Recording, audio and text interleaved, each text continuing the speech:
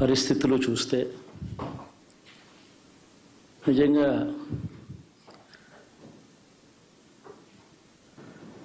ఆశ్చర్యంగా కూడా ఉన్నాయి.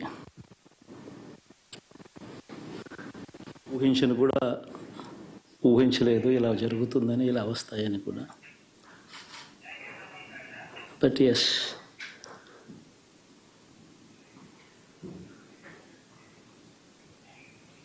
అమ్మఒడి అందుకున్న 53 లక్షల మంది తల్లులకు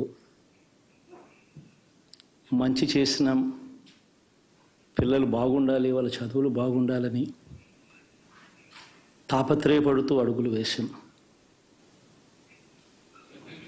మరి అక్క చెల్లెమ్మల ఓట్లు ఏమయ్యాయో తెలీదు. 66 లక్షల మంది అవ్వాతాతలకు, వితంతులకు, వికలాంగులకు గతంలో ఎప్పుడు జరగని విధంగా మంచి చేశాం. వారి కష్టాల్లో తోడుగా ఉంటూ, వారి కష్టాన్ని అర్థం చేసుకుంటూ, వారి ఇంటికి పంపించే వ్యవస్థను సైతం తీసుకొస్తూ, గతంలో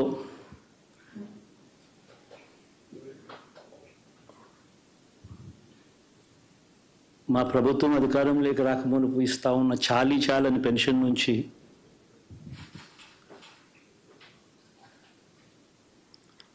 ఎంతో మంచి చేస్తూ అడుగులు వేసినా కూడా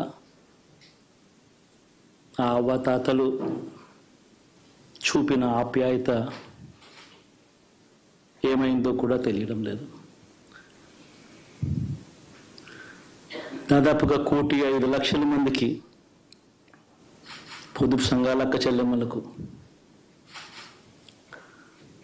మంచి జరిగిస్తూ, వారి కష్టాలనే మా కష్టాలుగా భావిస్తూ, ఇచ్చిన ఏ మాట తప్పకుండా అన్ని రకాలుగా వాళ్ళకు అండగా ఉంటూ, ఆసరాతో తోడుగా ఉన్నాం, సున్నా వడ్డీతో సైతం అండగా ఉన్నాం, చేయూత సైతం తోడుగా ఉంటూ నిలిచాం. మరి ఆ 1,05,00,000 మంది అక్క చెల్లెమ్మల ప్రేమాభిమానాలు ఏమయ్యాయో తెలియవు. 26 లక్షల మంది చేయూతను అందుకుంటున్న అక్క చెల్లెమ్మలు, వారి ఆప్యాయత ఏమైందో తెలీదు.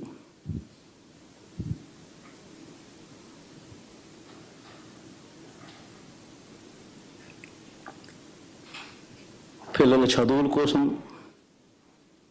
ఏ తల్లి ఏ తండ్రి ఇబ్బంది పడకూడదు అని మొట్టమొదటిసారిగా పూర్తి ఫీజులు ఇస్తూ తీసుకొచ్చి అందగా నిలిచాం.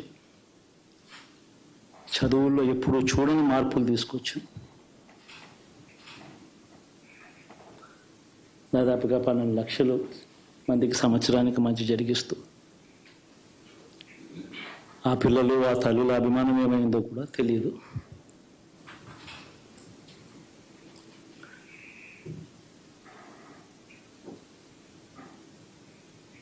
దాదాపుగా 54 లక్షల మంది రైతన్నలకు గతంలో ఎప్పుడూ చూడని విధంగా, జరగని విధంగా పెట్టుబడికి సహాయంగా అందించే కార్యక్రమం మొట్టమొదటిగా జరిగింది మన ప్రభుత్వం వచ్చాకే.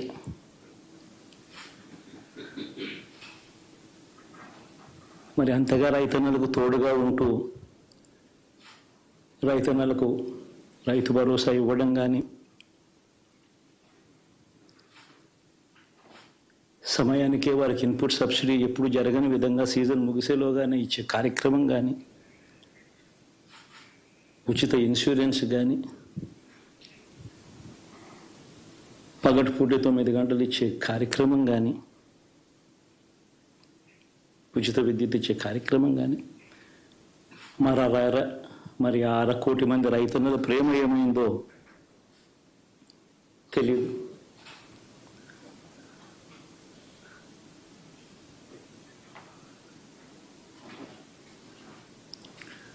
మరి ఇన్ని కోట్ల మందికి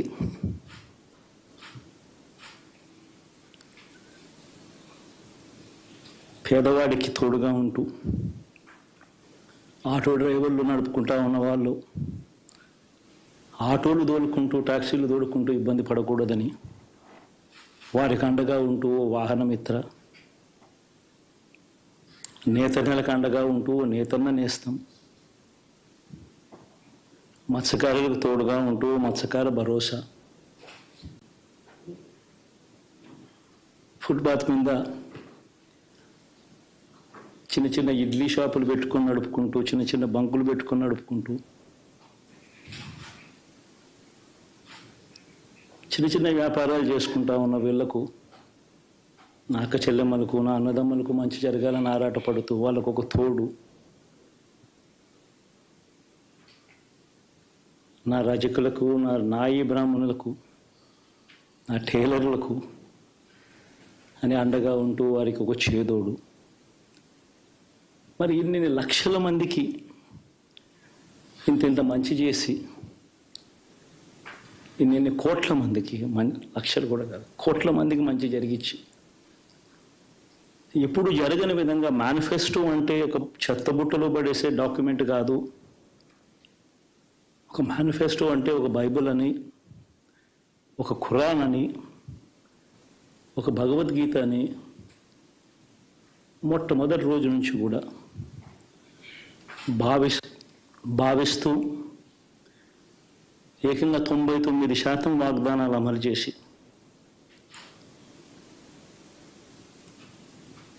అంతే చిత్తశుద్ధితో ఆ మేనిఫెస్టోను కూడా అక్క చెల్లెమ్మల ఇంట్లోకి తీసుకొని వెళ్ళి చూపించి మీరే టిక్కు పెట్టండి అనే నిబద్ధత గల ప్రభుత్వంగా పనిచేసాం. ఇప్పుడు జరగని విధంగా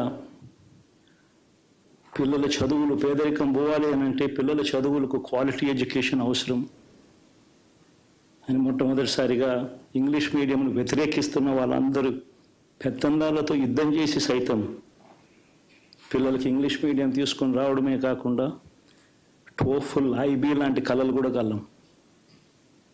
ఆ పేద పిల్లలకు అండగా నిలబడాలని, తోడుగా ఉండాలని, వారి చరిత్రలు మార్చాలని,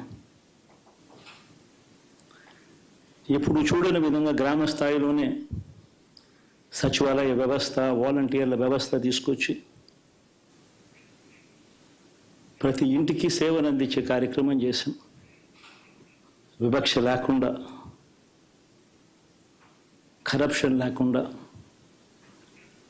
దాదాపుగా 2,70,000 కోట్ల రూపాయల పైచిలకు ఇంటి వద్దకి అందించగలిగాం.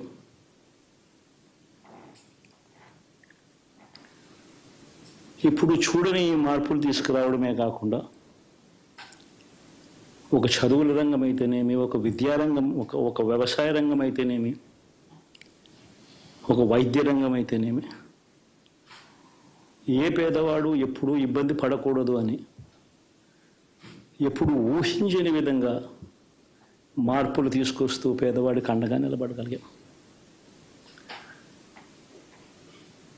విమెన్ ఎంపవర్మెంట్ అంటే ఇది, మహిళా సాధికారత ఇది అంటే ఇది అని ప్రపంచానికి చాటి చెప్పగలిగాం. సోషల్ జస్టిస్ అంటే, సామాజిక న్యాయం అంటే ఇది అని ప్రపంచానికి చూపించగలిగాం. మరి ఇన్ని గొప్ప మార్పులు చేసిన తర్వాత, ఇన్ని కోట్ల మందికి మంచి జరిగిన తర్వాత మరి అభిమానం ఏమైందో, నా ఆప్యాయత ఏమైందో తెలీదు.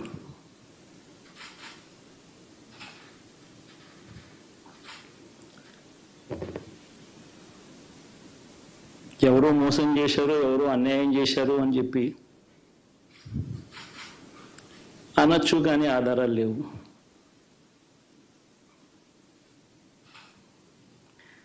ఏం జరిగిందో దేవుడికి తెలుసు.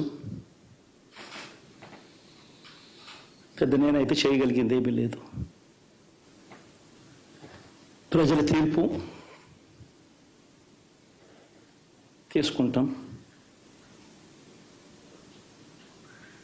కానీ మంచి చేయడానికి మాత్రం ప్రజలకు తోడుగా ఖచ్చితంగా ఉంటాం. వాయిస్ ఆఫ్ ది వాయిస్లెస్ కింద ఈ పార్టీ తాను చేయాల్సిన పని తప్పకుండా చేస్తుంది. పేదవాడికి అండగా ఉండే కార్యక్రమంలో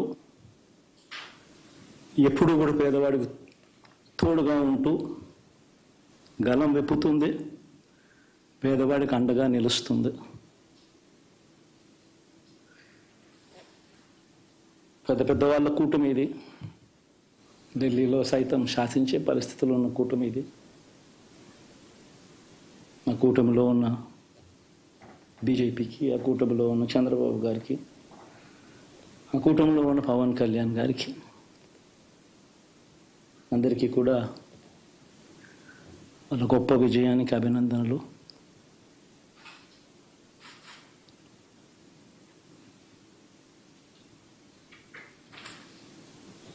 ఓడిపోయినా కూడా నా ప్రతి కష్టంలో కూడా తోడుగా అండగా నిలబడిన నా ప్రతి నాయకుడికి, ప్రతి కార్యకర్తకు, ప్రతి వాలంటీర్కు, ప్రతి ఇంట్లో నుంచి వచ్చిన ప్రతి స్టార్ క్యాంపెయినర్గా నాకు తోడుగా నిలబడిన నా అక్క చెల్లెమ్మలకు, అన్నదమ్ములకు, మీ అందరికీ మనస్ఫూర్తిగా మీ అందరికీ కూడా కృతజ్ఞతలు తెలియజేస్తా ఉన్నాను.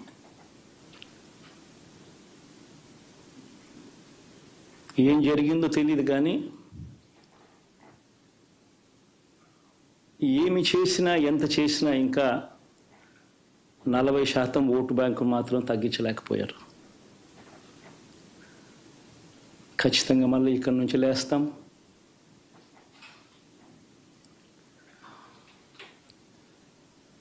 మళ్ళీ ఇక్కడి నుంచి గుండె ధైర్యంతో నిలబడి మళ్ళీ లేస్తాం. ప్రతిపక్షంలో ఉండడం కొత్త కాదు, పోరాటాలు చేయడం అంతకన్నా కొత్త కాదు. నా రాజకీయ జీవితం అంతా కూడా ప్రతిపక్షంలోనే గడిపా, ఈ 5 సంవత్సరాలు తప్ప. పోరాటాలే చేశా, రాజకీయ జీవితంలో ఎవడు చూడని కష్టాలు కూడా అనుభవించా.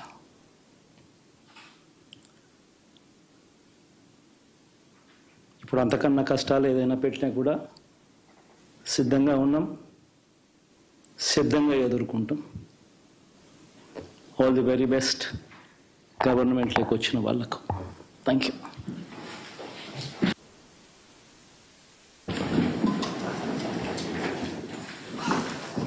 ఎలా ఉండబోతుంది కొత్త పాత్ర?